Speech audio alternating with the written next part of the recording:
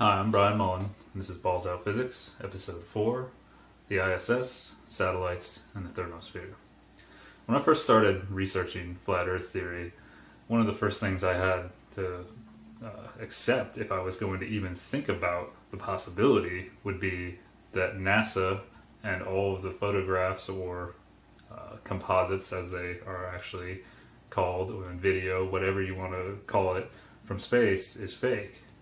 And I mean, that's a giant leap you have to take to to accept something like this, or to even consider it. And so I started watching videos that people had produced showing that the ISS was a hoax, and that satellites were fake. A lot of people, there were videos showing that on spacewalks, when it looked like they were on space, people caught a bubble rising from an astronaut's helmet, or a guy with a scuba tank inside the ISS in a window, and just other things like that. And so I first started seeing that stuff, and it was pretty convincing, but at the same time, I thought, well, it's not definitive proof, because how do I know that this stuff hasn't been edited in to sway opinions, because there are people out there that believe the Earth is flat, and they want everybody else to believe it too. So I remained skeptical, but I also was doing my own little experiments on Earth with binoculars and just seeing how far I could see over the horizon, and drawing distances in AutoCAD and doing calculations and finding that I was able to see things much farther away, and observing the sun and the moon and the stars and things like that. And so my opinion started to sway a little bit, but I still was trying to prove it wrong. But I'll never forget the moment that everything clicked. And that was on a Friday night. I was just watching videos, doing my typical thing, just wondering, trying to prove these things wrong that I was seeing. And I don't remember what video it was, but the narrator in the video said, how are there satellites and a space station in the thermosphere layer of the atmosphere when the temperature gets up to 2,000 degrees Celsius? And that's when everything clicked. I remembered, oh wow, I remembered from astronomy, my professor talking about the temperature in the thermosphere. And I remember her taking a marker like this and holding it out, and held it in front of the class like this, and she said, the temperature in the thermosphere layer of the atmosphere is upwards of 2,000 degrees Celsius, or can get up to upwards of 2,000 degrees Celsius. But you can't actually measure the temperature, because the gas particles in the thermosphere are spread so far apart that there are not enough of the particles collide with the tip of the thermometer to make it show a hot temperature, because heat is actually kinetic energy. And a thermometer works by measuring basically the collisions, the energy being transferred to it, and that's why it shows you what the actual temperature of the liquid or the air or whatever is. And so I remember sitting in class and thinking to myself, well, how did they measure the temperature in the first place? How do we know it's 2,000 degrees Celsius if you can't measure it? And I thought about maybe thermal imaging or something, but still you have to be measuring that kinetic energy. So it didn't make sense to me. But at the time, I didn't put two and two together and realize that that's where the majority of LEO, which are low Earth orbit satellites, and the International Space Station and the Space Shuttle used to be. What they used to, or the Space Shuttle used to be, but everything else orbits the Earth. And so when that hit me, I said, wait a second, this can't be.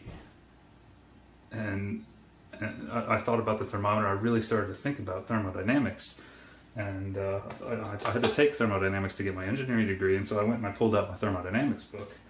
I actually kept all my books. I didn't know I'd be using them for something like this later in life, but I knew I wanted to have them for reference, and so I got my thermodynamics book out, and I went to the first law, because I remembered what the second law was, but I wanted to read them both again. So when you go and you read the first law of thermodynamics, per this book, says, the first law of thermodynamics is simply an expression of the conservation of energy principle, and it asserts that energy is a thermodynamic property. And that's basically a more complicated way of saying what I just said, that heat is energy, kinetic energy. Okay?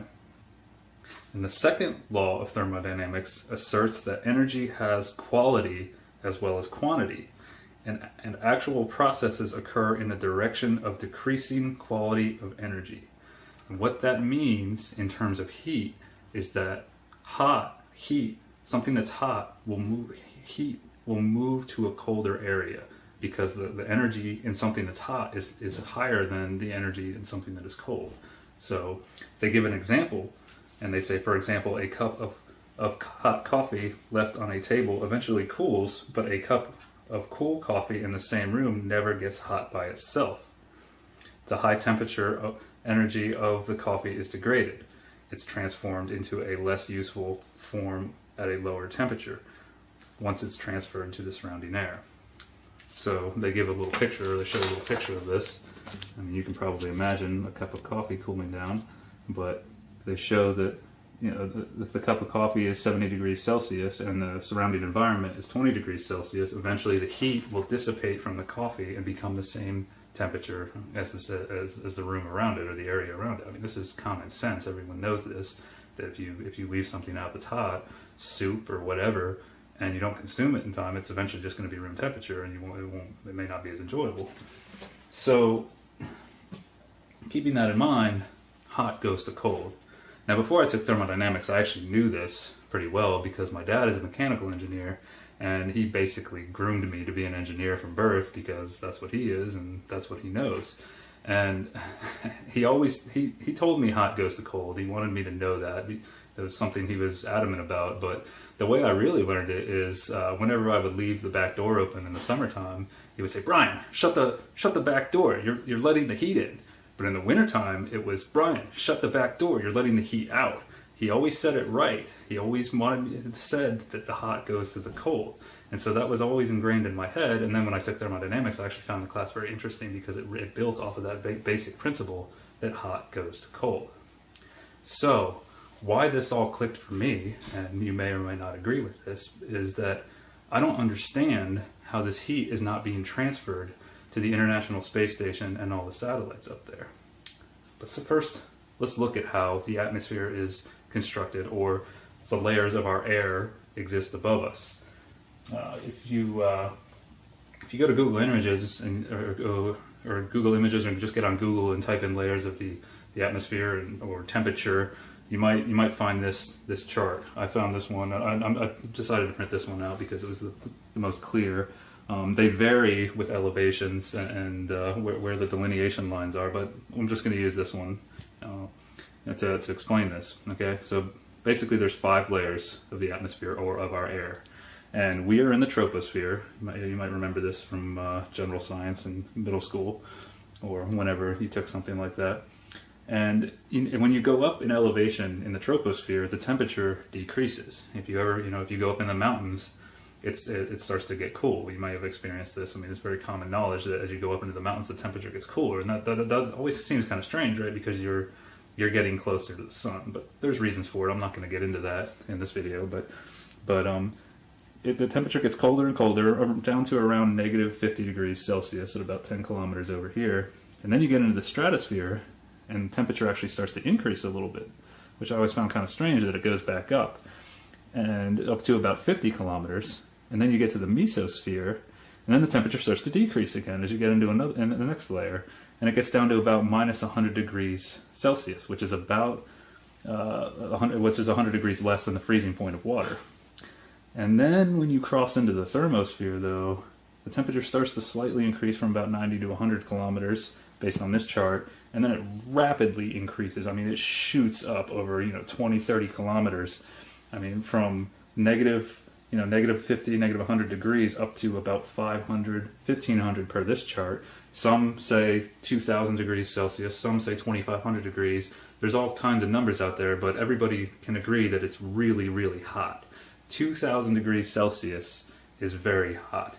To take this into consideration, or to put it in perspective, I mean, the melting point of aluminum is 660 degrees Celsius. And satellites and the ISS are definitely going to have a lot of aluminum on them. They're also going to have a lot of plastic on them for circuitry, circuit boards, and things like that. And plastic is made plastic melts at around the boiling temperature of water, which is about 100 degrees Celsius. So keep that in mind. So you see the temperature keeps going up into the exosphere, and it keeps going up and up and up off the chart. And the exosphere is basically the last layer of the atmosphere, where the gas thins out so much that eventually you get to a point where there's no more gas and you're in space. And this is what I was taught in astronomy, and this is the general idea. I don't know if I said it exactly right, but that's the accepted theory. Okay? So those are the layers of the atmosphere. But I wanted to focus on the thermosphere because that's where the majority of LEO satellites are. The ISS is considered a satellite since it orbits the Earth, as is the Moon, and in mainstream astronomy. And so I drew here the thermosphere on the board, and I chose to say it starts at 100 kilometers because there's other charts out there that show 100, and it's just easier to use 100. And I also said that the top of it is at 600 kilometers because there are other charts that show it at 600. And NASA tells us that the Hubble, Fermi, and Spitzer, Hubble being the most famous telescopes, are around 560 kilometers, and they say that they're in the thermosphere. So that's why I chose 600. And these red dots on the board are supposed to represent the air.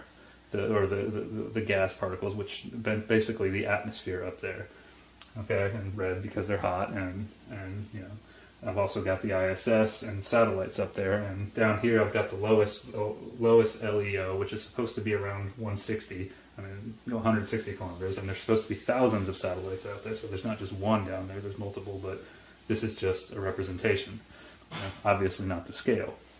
And so when you start to think about how heat works, heat and pressure works, if you, or gas works, to think about a pot, to visualize the air in the atmosphere, you think about a pot on the stove. You fill it with water, put it on the stove, you say you want to boil some water. Put it on the stove, and you turn the temperature on high, okay? And eventually, about 5-10 minutes, you've got boiling water, and sometimes, you know, the top will start to rattle around depending on how much water and air you have in there, what the ratio is. Because, you know, the top will start to rattle around, and it can even blow off. And that's because pressure and temperature are proportional. This is one of the things I found most interesting in thermodynamics, and one of the things you learn. As you increase temperature of a gas or a liquid, it wants to expand. And if you have it contained in a vessel like this, the pressure will increase because the particles are all bouncing off of each other, and it's trying to move out away. So I tried to illustrate this, that at the lower temperatures of the thermosphere, the air is going to be more dense. If you see, I've got more dots down here than I do up here because the gas starts to try to expand away from each other because it's hot. The hotter it gets, the more the particles want to get away. Okay, but the particles are so far apart where all these satellites are that there's not enough of them colliding with the satellites and the ISS and everything to make them melt. That's basically what my astronomy professor said with the thermometer example, and this is the general accepted excuse or reason for why these satellites aren't melting and why astronauts aren't burning up, and that's it. Okay, and so it kind of makes sense. Someone pointed out on my channel, he made a pretty good comment. He said, well, what if it's like an oven? You know, when an oven's hot, you put your hand in the oven, and your hand doesn't burn up immediately. You can put your hands into the oven because the air is pretty spread out. You know, but if you keep your hands in there, eventually they will start to cook. Okay, and I thought that was a good example, and it made me really start thinking about this.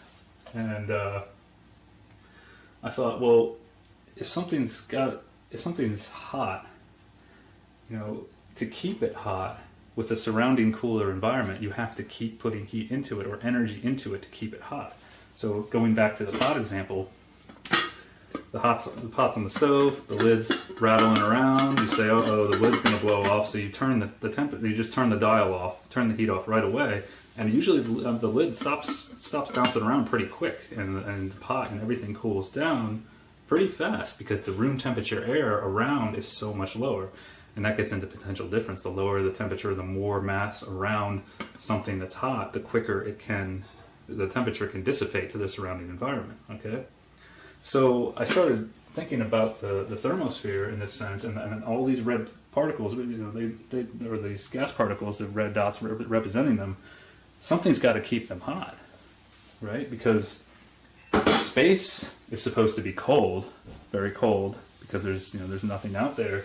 And the mesosphere below the thermosphere is also minus 100 degrees Celsius. If you can see down here, I drew a bunch of blue dots and tried to show them very dense because the temperature's cold, so they're closer together.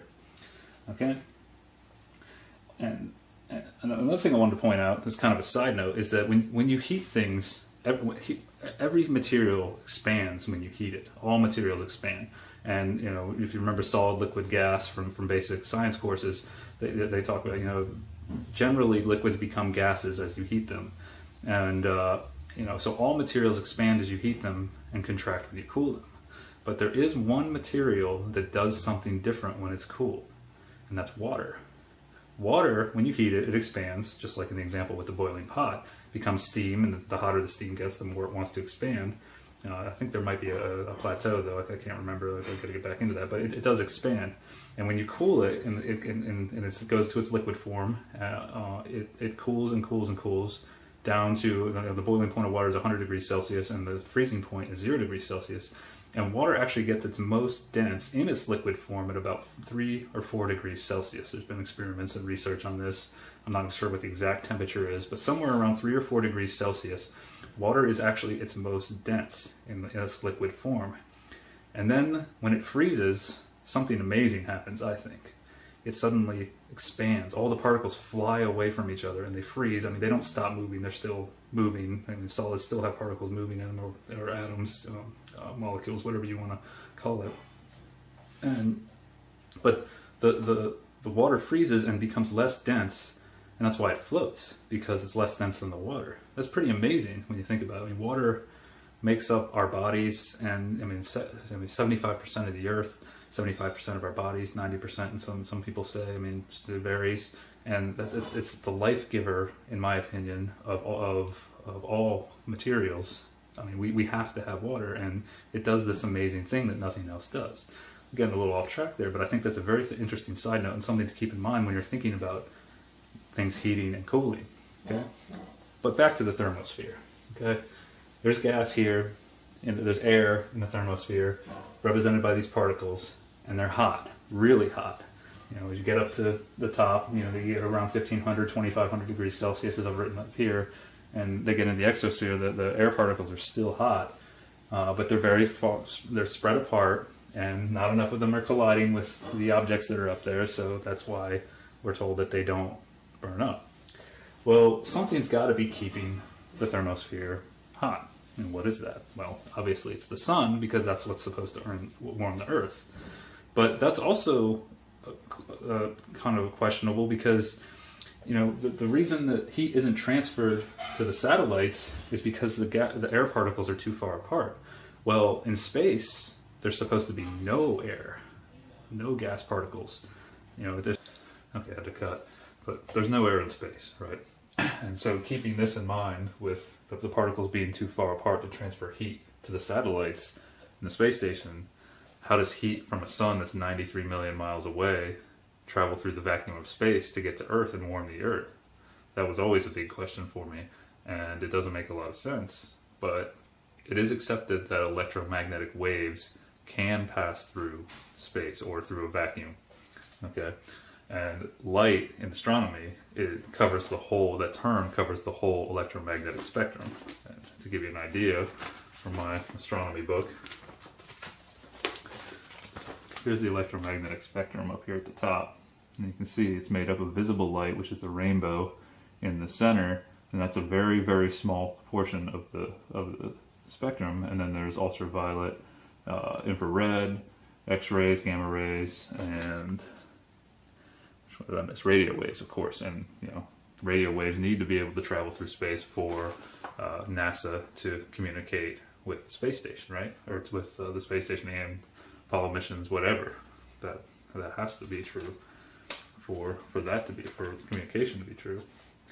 And so, to get an idea, of how this would warm the Earth, in my book there's another image that shows, I'll turn it this way, which which how much of light or the electromagnetic spectrum gets to Earth.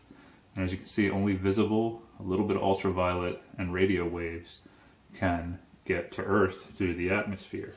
So by that logic, you would assume that with the atmosphere absorbing the gamma, X-ray, ultraviolet light, that's what's heating the atmosphere. That's what the particles are absorbing and warming, and that's what we're told. That these particles absorb that light, and that's what makes them warm. Okay, so that's how they stay warm. Now, as I said before, you have to keep heating the system for it to stay hot, or the heat's going to try to dissipate and go into the mesosphere or to space. Right? Well, how come the electromagnetic waves or light that's hitting these satellites isn't heating them up? You know, they're there too. Something else to consider is if you've ever seen the movie Apollo 13, to kind of get on a side note, but this is related. In the movie Apollo 13, you know, they don't make it to the moon, and they have a malfunction, and the whole movie is about trying to get them back to Earth, and supposedly this is a true story. Well, in the movie, on the way back, they're running low on battery power, and to conserve energy, they turn off the heater, and then all of the astronauts get very cold. Well, if you think about that, if the spaceship or the Apollo 13 ship is between the moon and the Earth, it's being bombarded by light. It's not shielded by an atmosphere or anything. So wouldn't it be really, really hot? Well, I mean, I guess since these things don't get hot, same logic. But then also, how does it get cold? It's a two-way street. If there's no air out there for the heat to radiate into, to move through conduction or convection, you know, how does heat leave the Apollo 13, right? How did it get cold? It's got to have something to move through. Only light can transfer energy through space, as we're told. On Earth, you have to have some kind of medium for it to travel through. Now, this is common accepted truth. The heat has to move through something unless it's light. And so the same thing goes for the space station. How does heat that builds up inside the space station get out? Right? You know, inside the space station you have astronauts, which the temperature of a human being is 98.6 degrees Fahrenheit, which is warm. I'm familiar with that scale, living in the United States, and that's pretty warm. That's actually hot. If it was 98.6 degrees in this room, I would be sweating, and so would the astronauts. And then you have electrical current flowing through wiring. Anytime electrons flow through anything that generates heat. And all kinds of systems on the space station. How does the heat get out of the station if there's nothing to dissipate it through? Right? There's no collision. There's not enough collisions with these particles to transfer heat into the station. So how does that heat get out? It would be really warm, if not hot, inside the station. And then when you think about it, that means that there's some kind of barrier here.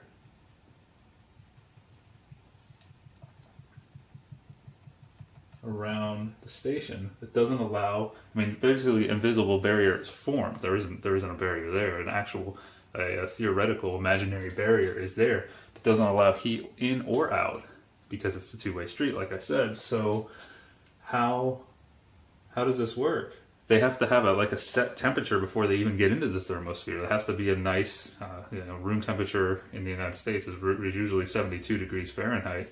And they look like they're in an environment like that when they're on the space station and wearing collared shirts and pants. Most of them, they probably want something that's comfortable so they're not sweating, and they look fairly comfortable. So how do they set that temperature? Heat can't go in or out.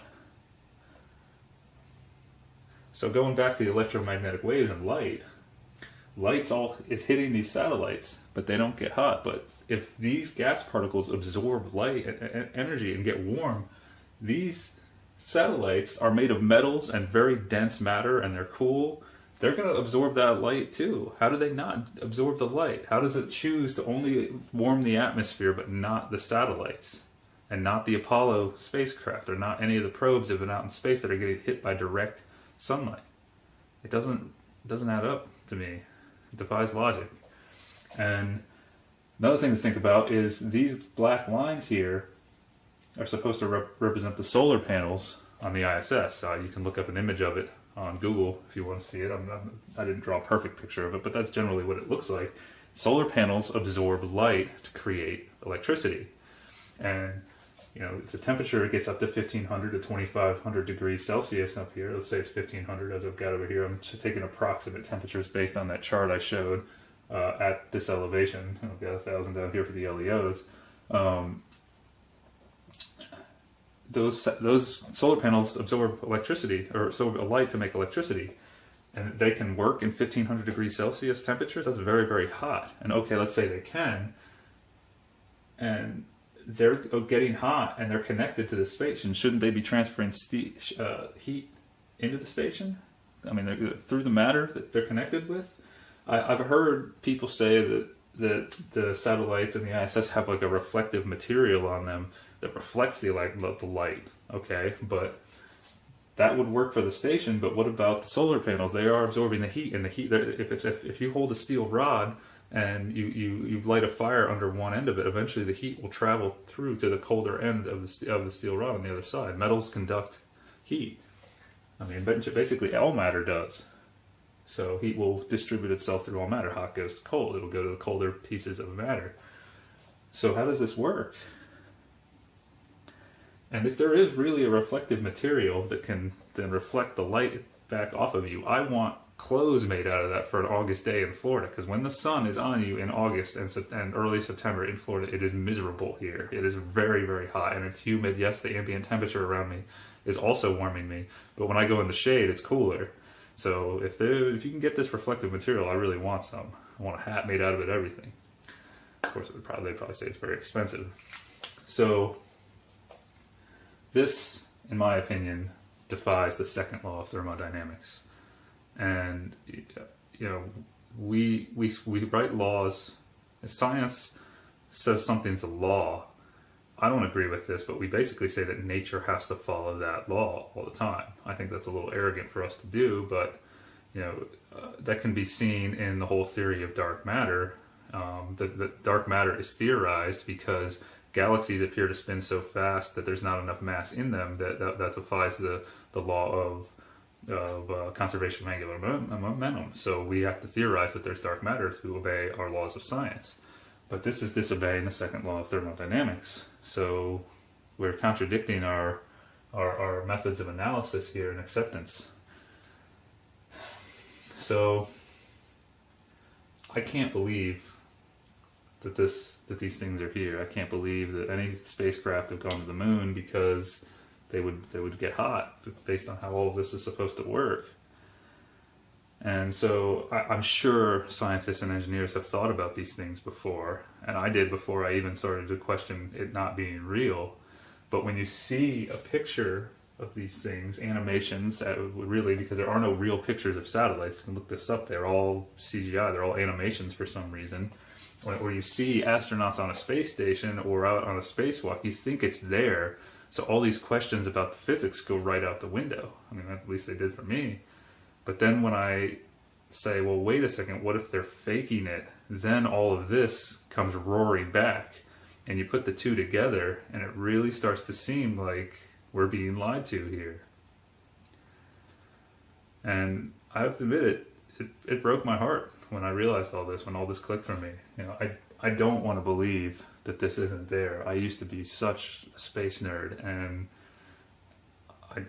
I went and saw The Martian actually after I filmed my last Balls Out Physics series, and I got really depressed after I watched it, to be honest. Within the first hour of the movie, I was sad. I missed the idea of humanity getting off of Earth and exploring the stars, but logic, I'm not going to let my emotions overpower my logic, because then I'm just lying to myself. And that's just silly. And I really hope that most people out there aren't doing that, because logic, we need to use logic here. And so go check out these hoax videos. Go think about things like when they're out on a spacewalk, they are always looking at Earth. They never have any equipment on the other side of the space station looking out into the great void of space. Well, people say that's because you can't film the fourth wall, or because, I mean, that would be hard to fake, I think, too. And then there's other things like, you know, the inside shots when they're showing the astronauts. People point out that they look like they're harnessed, and if you think about it, you could fit every inside shot of the ISS we've seen could fit inside a 767 or 777. So you could use a combination of harnesses and a zero-G plane, diving and climbing at the right angles to create the zero-G effect. Because you can buy tickets to go on a zero-G plane, and I mean it's expensive, but you can do it and experience weightlessness. And we have videos from the inside of those planes. And those are a good thing to watch and to compare to some of the footage we see from live interviews with astronauts. Apparently Scott Kelly allegedly just returned from space after almost a year up there.